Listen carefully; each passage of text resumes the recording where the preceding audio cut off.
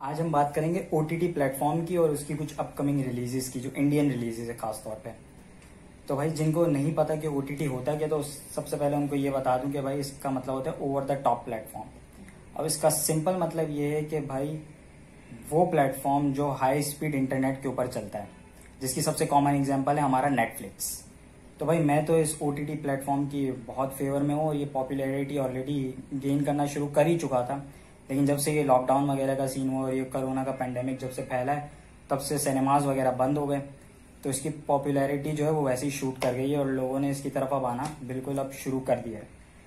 तो भाई इसकी फेवर में मैं इसलिए हूँ कि यार एक तो ये जो इंटरनेट का प्लेटफॉर्म है, इसके लिए जो हमारी जो रिस्ट्रिक्शन वगैरह या सेंसरशिप और ये सारी चीज़ें होती है, वो या तो बिल्कुल ना होने के बराबर या है ही नहीं। तो ये इस वजह से जो है हमारे जो कंटेंट क्रिएटर है, फिर हमारे प्रोड्यूसर है, फिर हमारे राइटर डायरेक्टर हैं, इन सब ने जो है ना रिस्क लेना शुरू कर दिया। प्रोड्यूसर्स ने पैसा लगाना शुरू किया, कंटेंट राइटर्स ने और हमारे डायरेक्टर्स हैं उन्होंने कोई अलग चीज़ें एक्सपेरिमेंट करना शुरू की, जिसकी बेस्ट एग्जांपल हमारे पास सेकेंड गेम्स थी जो कि बहुत हिट भी था शो। फिर मिर्ज़ापुर आया, वो भी बड़ा हिट था। और साथ ही साथ जो एक बहुत बड़ी चीज़ इसके अंदर हुई है ना, वो ये है कि हमारे जो एक्टर्स हैं, जो वाकई एक्टर्स हैं, उनको चांस मिलना शुरू है और लीडिंग रोल्स मिलना शुरू हैं। जिसकी सबसे रीसेंट एग्जांपल अगर मैं आपको बताऊं, जयदीप अलावत जो है, उनका जो अभी एक रिसेंटली पाताल लोक है जो बड़ा बहुत मशहूर हुआ है। तो अगर ये नॉर्मल सर्कमस्टेंसेज होते तो जयदीप अलावत को बहुत से लोग तो जानते भी नहीं होते कि भाई ये है कौन। तो छोटे छोटे कैरेक्टर कर रहे थे और उसके बाद इतना बड़ा कैरेक्टर, इतना लीड रोल मिलना और इतनी जबरदस्त तरीके से उन्होंने वो जो हाथीराम चौधरी का कैरेक्टर किया है यार, बहुत जबरदस्त, बड़ा मजा आया वो देख के। तो इसी तरह फिर हमारे जैसे पंकज त्रिपाठी हैं, ऑलरेडी वो एस्टेब्लिश हो चुके थे, लेकिन मिर्जापुर जैसे ही आया तो उनकी एक जो स्टार पावर होती है ना, उसके अंदर बड़ा शूट हुआ, बड़ा मशहूर होने लगे। इसी तरह अभी गुलाबो सिताबो रिलीज हुई थी, तो उसके अंदर विजय राज को बड़ा अप्रिशिएट किया गया। और विजय राज का यार आई डेस्परेटली वांट के वो लीडिंग कोई कैरेक्टर मिल जाए यार। अब उस लड़के का ड्यू हो गया काफी टाइम से, जो अभी तक उसको चांस मिला नहीं और मिलना चाहिए यार। आगे भी पता नहीं अब ये सिनेमा वगैरह कब खुलते हैं, प्रोडक्शन वगैरह कब जो है वो फुल फ्लैश काम करना शुरू करती है। तो आगे भी जो है वो जो ऑलरेडी फिल्म रेडी है रिलीज होने के लिए, वो भी जो है वो हमारे जो प्लेटफॉर्म है, बड़े प्लेटफॉर्म है, जैसे हमारा डिज्नी का हॉटस्टार है, फिर नेटफ्लिक्स है, फिर अमेजोन है, अमेजोन प्राइम। तो ये सारे हैं, इनसे बहुत सारी फिल्मों की बातें चल भी रही है कि एक्वायर कर लें, क्या करें क्या नहीं करें।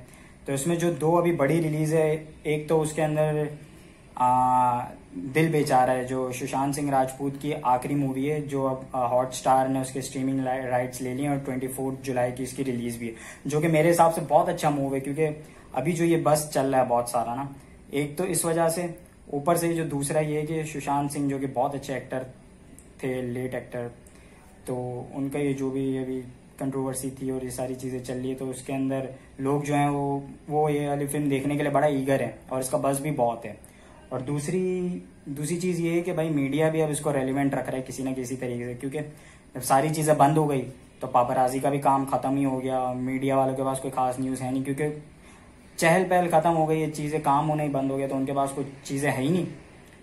तो ये एक उनको मिल गई, एक टॉपिक मिल गया, तो वो इसी को ही अब खींचते चले आएंगे, जो कि अब बड़ा एक अगली टर्न ले लिया इसने।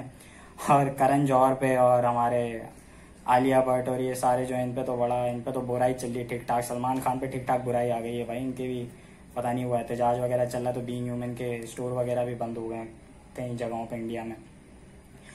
तो अभी इसको खींचते रहेंगे मीडिया वाले, तो ये जब तक 1 महीना कहीं नहीं गया और बज़ में रहेगा तो ये फिल्म वैसे ही ऑलरेडी हिट होनी है। और फिर ये है कि हॉटस्टार के अपने भी सितारे बड़े अच्छे चल रहे हैं। अभी लास्ट वीक जो है वो आर्या रिलीज हुई है, जो सुष्मिता सेन का कमबैक था, और साथ में भाई वो चंद्रचूड़ चप्पा चप्पा चरखा चले वाले का भी था भाई, उसकी भी बात करो तो भाई वो भी क्रिटिकली भी उसको प्रेज मिला है और भाई वो पब्लिक कमर्शियली भी वो सक्सेस हुई है उसकी। तो अब और ये नेक्स्ट वाली तो जो दिल बेचारा है, वो श्योर वो हिट ही होगा। अच्छा, इसके बारे में आपको मैं बात बता दूं, ये जो दिल बेचारा है, ये फॉल्ट इन आवर स्टार, जो हॉलीवुड की फॉल्ट इन आवर स्टार थी, इसका रीमेक नहीं है या उसका ऑफिशियल अडेप्टेड वर्जन भी नहीं है। ये दिल बेचारा जो है वो फॉल्ट इन आवर स्टार जो बुक है एक्चुअल, उसके ऊपर बेस किया गया, जो जॉन ग्रीन की बुक थी उसके ऊपर बेस हुआ है। तो ये फिल्म से इंस्पायर नहीं, ये डायरेक्ट बुक से इंस्पायर है। ऑब्वियसली जो हॉलीवुड की मूवी थी वो भी डायरेक्ट बुक से इंस्पायर थी और नाम भी सेम था, लेकिन क्योंकि वो हॉलीवुड है और उसने राइट्स लिए होंगे तो सेम नाम से कर दिया है। और यहाँ पे क्योंकि साउथ एशिया के अंदर उसको जो है वो रेलिवेंट बनाना होता है, एडेप्ट करके चीज़ों को अपने हिसाब से, तो उन्होंने उसका नाम दिल बेचारा रखा है। लेकिन ये डायरेक्ट बुक से इंस्पायर है, फिल्म की एडेप्टेशन नहीं है। और फिर इसके साथ जो दूसरी रिलीज है, बड़ी रिलीज, वो है गुंजन सक्सेना, जिसका नेटफ्लिक्स ने 70 करोड़ रुपए में भाई उसके राइट्स ले लिए हैं। और ये मेरे हिसाब से बहुत बड़ा रिस्क है। लेकिन बात ये कि मेरे ख्याल से नेटफ्लिक्स ने शायद ये सोचा हो कि जो इंडियन पब्लिक है वो जो है वो पेट्रियोटिज्म पे और बड़ा नेशनलिज्म पे जो बड़ा वो रिस्पॉन्स करती है। तो जिस तरह आजकल जो मीडिया के हवाले से जो क्या कहते हैं अपना सुशांत सिंह की SSR की जो चीज़ें चल रही है और जिस तरह उसके बज़ है बहुत बड़ा, तो उसी के साथ साथ अगर आप नेशनल टेलीविजन पे करंट अफेयर और इसके शो देखें तो इंडिया में जो है वो चाइना और इंडिया के ऊपर बड़ा एक बॉर्डर के ऊपर जो टेंशन चल रही है तो उसका बड़ा बस चल रहा है। तो शायद उस वजह से जो है इन्होंने इतना महंगे उसके राइट्स एक्वायर किए, क्योंकि इंडियन पब्लिक जो है वो उस पर रिस्पॉन्स ज़्यादा अच्छे तरीके से करती है। जैसे उरी अटैक के अंदर हमने देखा कितनी बड़ी हिट हुई और विकी कौशल जो है वो कितने बड़े स्टार हो गए हैं उसके उस फिल्म के बाद। तो होपफुली कि गुंजन सक्सेना भी अच्छा बिजनेस करे, लेकिन इसके बारे में जो है वो मेरे मिक्स फीलिंग है अभी इसके बारे में। और ये जो गुंजन सक्सेना है वो बायोपिक मूवी है, कारगिल गर्ल, एक कारगिल लेडी है जो कि first Indian air force combat pilot थी, उसकी बायोपिक है। तो देखें अभी कैसा परफॉर्म करती है। और अब तक इसकी रिलीज डेट आई नहीं है, अभी तक रिलीज डेट नेटफ्लिक्स ने अनाउंस की नहीं है। अब मौका तो ये बिल्कुल अच्छा है क्योंकि बॉर्डर्स पे जो टेंशन चल रही है इंडिया और चाइना की, उस हिसाब से तो रिलीज हो जानी चाहिए। लेकिन अब रिलीज क्यों नहीं करे उसका जो मुझे अभी तक जो मेरा आइडिया वो ये है कि शायद क्योंकि ये इसका एक प्रोड्यूसर जो है वो धर्मा प्रोडक्शन भी है और करण जौहर पे वैसे ही बल्ली आई हुई है भाई, लोगों ने उसका बायकॉट किया, उसका जीना आराम किया। पता नहीं वो घर से बाहर निकलेगा तो वो चमाट रख देगी उसको पब्लिक, पता नहीं क्या होगा उसके साथ। तो खैर शायद इसकी वजह से शायद नेटफ्लिक्स ने अभी इसको डिले किया है। और ये फिल्म वैसे ही 2018 से इस पर काम शुरू हुआ है और 2 साल से ये चल रही है प्री प्रोडक्शन पे पोस्ट प्रोडक्शन, और फिर ये डिले होते गए। पहले रिलीज होना था, फिर पेंडेमिक का इशू आया तो ये अब OTT प्लेटफॉर्म पर रिलीज होगी। तो अब देखेंगे कैसा परफॉर्म करती है। और या दैट्स इट। बाकी फिर लाइक शेयर एंड सब्सक्राइब करें और प्लीज़ अपने जो भी आपके क्या कमेंट्स है इसके ऊपर वो कमेंट बॉक्स में ज़रूर मुझे बताइएगा।